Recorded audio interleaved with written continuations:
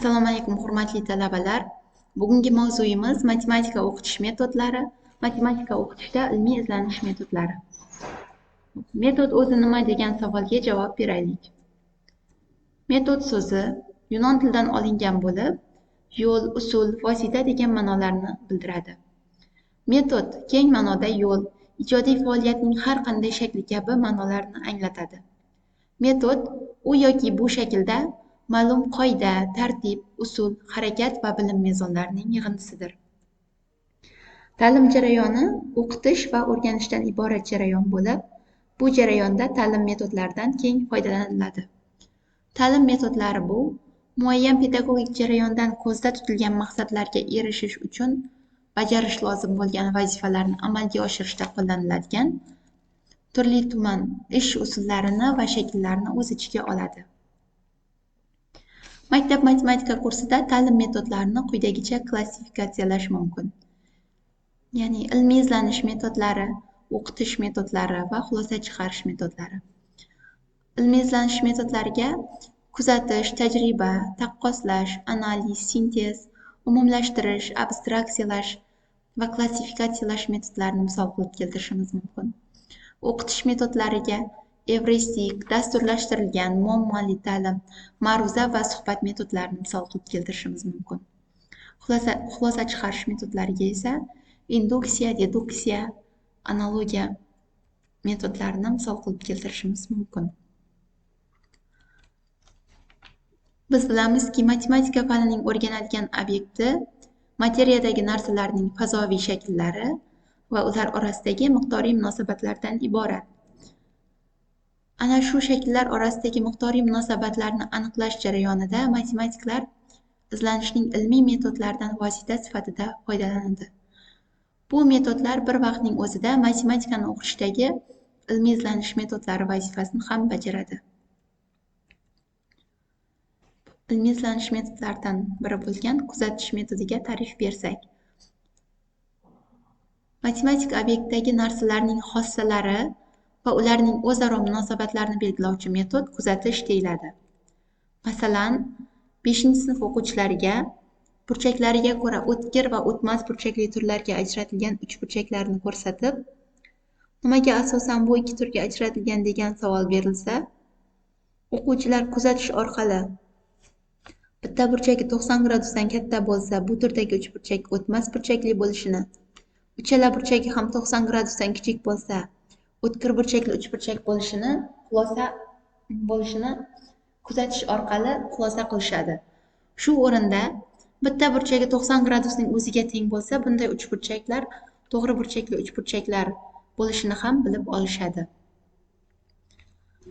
Matematik obyektdagi narsalarning xossalari va ular orasidagi miqdoriy munosabatlarni sun'iy ravishda bo'laklarga, qismlarga ajratish yoki ularni birlashtirish tajriba metodi deyiladi. Masalan, o'quvchilarga ixtiyoriy natural sonlarni tub ko'paytuvchilarga ajratish o'rgatiladi. O'quvchilarda ixtiyoriy natural sonlarni ushbu misolda ko'rsatilgandek tub ko'paytuvchilarga ajratish jarayonida tajriba hosil bo'lib, ular natural sonlar to'plamida tub va murakkab sonlar mavjud ekanligini tushunib yetadilar. Murakkab natural sonlarni ham tub ko'paytuvchilarga ajratishni, ammo ularning ko'paytuvchilari kamida 3 ta va undan ortiq bo'lishini tajriba orqali tekshirib ko'radilar. Kuzatish va tajriba natijasida tub va murakkab sonlarning qonuni va qoidalari o'quvchilarga tushuntiriladi. Keyingi ilmiy izlanish metodlaridan biri bu taqqoslash metodi. O'rganilayotgan matematik obyektdagi narsalarning o'xshash va farqli tomonlarini aniqlovchi metod taqqoslash metodi deyiladi. Taqqoslash metodini matematika darslarida o'rganilayotgan mavzu materiallariga tatbiq qilishda quyidagi prinsiplarga amal qilish lozim. Birinchidan, taqqoslanayotgan matematik tushunchalar bir jinsli bo'lishi kerak. Ikkinchidan, taqqoslash o'rganilayotgan matematik obyektdagi narsalarning asosiy xossalariga nisbatan bo'lishi kerak. Avvalo, bir jinsli tushunchasiga to'xtalib o'tsak, aniqlik kiritib olsak, hajm jihatidan keng, mazmun jihatidan esa tor bo'lgan tushuncha bu jins tushunchasi va aksincha hajmi tor, mazmuni esa keng bo'lgan tushuncha tur tushunchasi deyiladi. Masalan, akslantirish tushunchasini olaylik. Bu tushunchalardan qaytuvchi va qaytmaydigan akslantirish tushunchalari kelib chiqadi. Bu yerda akslantirish tushunchasi qaytuvchi va qaytmaydigan akslantirish tushunchalariga nisbatan jins, ya'ni qaytuvchi va qaytmaydigan akslantirish tushunchalari bir jinsli hisoblanadi. Qaytuvchi va qaytmaydigan akslantirish tushunchalari esa akslantirish tushunchasiga nisbatan tur tushunchasi bo'ladi. Yoki yana boshqa misolda ko'radigan bo'lsak, uchburchak shakli bilan to'rtburchak shakli taqqoslanganda ularning o'xshash tomonlari, ya'ni uchlari, burchaklari va farqli tomonlari uchburchakda 3 ta 3 va 3 ta tomon mavjudligi, to'rtburchakda 4 ta 3 va 4 ta tomon mavjudligi aniqlanadi.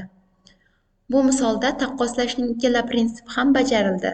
Ya'ni uchburchak va to'rtburchak shakllari bir jinsli, ikkalasi ham ko'pburchakning xususiy hollari hamda taqqoslash metodi ikkala shaklning asosiy xossalariga nisbatan amalga oshirildi. Taqqoslash metodini Euler-Venn diagrammasi orqali ham tasvirlashimiz mumkin. Bunda taqqoslanayotgan obyektning umumiy tomonlari va farqli tomonlari diagrammada o'z aksini topadi. Biz misol tariqasida to'g'ri to'rtburchak va rombning ushbu diagramma orqali taqqoslanishini qaradik. Ya'ni bu ikkita diagrammaning kesishgan joyida to'g'ri to'rtburchakka ham rombga ham tegishli bo'lgan umumiy xossalar yozilgan. Bu qismida faqat rombga tegishli rombning xossalari, bu qismida esa to'g'ri to'rtburchakning xossalari keltirib o'tilgan. Ya'ni shu diagramma orqali solishtirilgan ikkita shakl. Izlanishning keyingi metodi analiz metodi. Noma'lumlardan ma'lumlarga tomon izlash metodi analiz deyiladi. Fikrlashning analiz usulida har bir qadamning o'z asosi bo'ladi. Ya'ni har bir qadam bizga ilgaridan ma'lum bo'lgan qoidalarga asoslanadi. Misol, ushbu teoremani qaraylik. Ikki son yig'indisining o'rta arifmetigi shu sonlar o'rta geometrigidan kichik emas. Ya'ni ixtiyoriy A, B sonlari 0 dan katta yoki teng bo'lgan, ularning o'rta arifmetigi katta yoki teng o'rta geometrigidan. Isbotini analiz metodi orqali qaraylik. Bu yerda algebraik soddalashtirishlar bajarish natijasida bizda iltizosda A minus iltizosda B ning qavs sirti kvadrati 0 dan katta yoki teng. Ya'ni ixtiyoriy sonning juft darajasi yoki kvadrati biz bilamizki albatta 0 dan katta yoki teng bo'ladi. Ma'lumlardan noma'lumlarga tomon izlash metodi esa sintez deyiladi. Sintez metodida fikrlashning bir bosqichidan ikkinchi bosqichiga o'tish go'yoki ko'r-ko'rona bo'ladi. Bu o'tishlar o'quvchilarga biroz noaniqroq bo'ladi. Sintez metodida biz berilganlarga asoslanib nimalarni topa olamiz degan savolga javob beramiz. Masalan, ushbu misolni qarasak, 7 va 1 yechimlarni qanoatlantiruvchi kvadrat tenglama tuzilsin. Bu yerda qo'yilgan savolning o'zi ma'lumdan noma'lumga tomon izlashni talab qilyapti. Shuning uchun bu savolga sintez metodi orqali javob beriladi. Bu yerdagi bajarilishi kerak bo'lgan matematik jarayon ildizdan tenglamaga tomon olib boriladi. Ya'ni x1 7 va x2 1 yechimlarini qanoatlantiruvchi tenglama quyidagicha tuziladi. Ya'ni x minus 7 ko'paytirilgan x minus 1 teng 0. Qavslarni ochib chiqsak, ushbu kvadrat tenglamaga keladi. Umumlashtirish metodi. Atoqli olim Kondakov umumlashtirish usulini quyidagicha ta'riflaydi. Umumlashtirish shunday mantiqiy usulki, uning vositasi orqali birlik fikrlashdan umumiy fikrlashlarga o'tiladi. Maktab matematika kursida umumlashtirish tushunchasi quyidagicha tatbiq qilinadi. Ya'ni, matematik tushunchalarni umumlashtirish, teoremalarni isbotlashda umumlashtirish, misol va masalalarni yechishda umumlashtirish. Keyingi metodimiz abstraksiyalash metodi. Abstraksiyalash o'rganilayotgan obyektdagi narsalarning muhim belgilarini, sifat yoki xususiyatlarini mustaqil fikr obyektiga aylantirishdan iborat tafakkur operatsiyasidir. Bu metodni 3 ko'paytirilgan 5 teng 15 misol orqali tushuntiraylik. Bu oddiy matematik tenglik, ammo u obyektiv olamdagi ma'lum bir qonuniyatlarni o'zida aks ettiradi. Agar biz bu tenglikka ma'lum bir shartlarni qo'ysak, u holda tenglik quyidagi qonuniyatlarni ifodalaydi. Agar biz 3 sonini qalamlar soni, 5 sonini har bir qalamning qiymati desak, u holda 15 soni qalamlarning qancha turishini ifodalaydi. Agar biz 3 sonini piyoda odamning yurgan vaqti, 5 sonini esa uning 1 soatdagi tezligi desak, u holda 15 soni piyoda odamning 3 soat vaqt oralig'ida bosib o'tgan masofasini ifodalaydi. Abstraksiyalash metodida narsalarning aniq holatidan uzoqlashib, ularning muhim belgilari haqidagina gap boradi. O'quvchilarga abstraksiyalash metodini o'rgatish, ularning narsa va hodisalarni, muhim belgilarni ajrata olishni hamda ilmiy tushunchalarni o'zlashtirishlari uchun katta ahamiyatga ega. Keyingi metodimiz klassifikatsiyalash metodi. Klassifikatsiyalash metodi deb jins tushunchasidan tur tushunchalarga o'tishga aytiladi. Klassifikatsiyalash jarayonida o'quvchilar muhim yoki o'xshash belgiga asoslangan holda ularni bir sinfga birlashtirishga harakat qiladilar. Ya'ni, ularni o'xshash umumiy va farqli tomonlariga qarab bir-biridan ajratadi.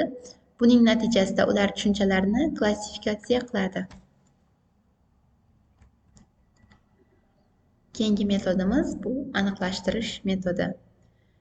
O'rganilayotgan obyektdagi narsalarning xossalarini bir tomonlama, xususiy holda fikrlash, aniqlashtirish deyiladi.